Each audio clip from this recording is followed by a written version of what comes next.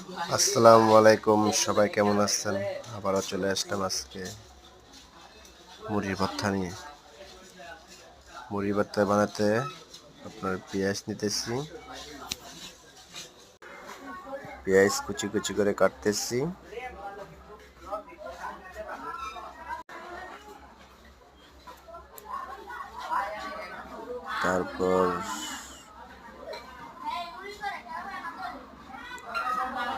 তারপর ধনে পাতা নেব, ধনে পাতা কুচি কুচি,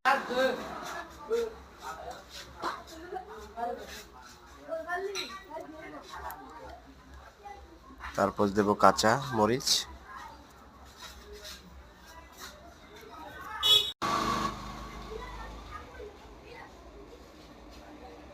কাঁচা মরিচ শেষ। এখন চানাচুর দেব, এখন চানাচুর মিক্স করব।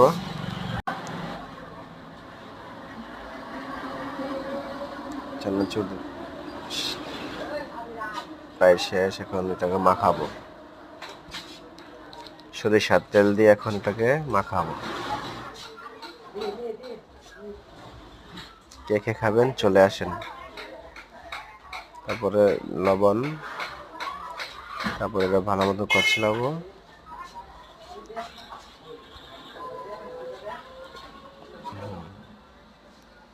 তারপরে মুড়ি ঢেলে দেব।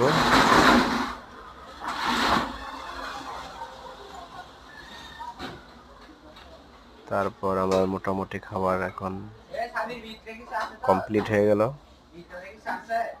এখন সবাই খেতে পারেন, চলে আসেন, সবাই চলে আসেন, যে যে খাবেন চলে আসেন। ওকে, কমপ্লিট।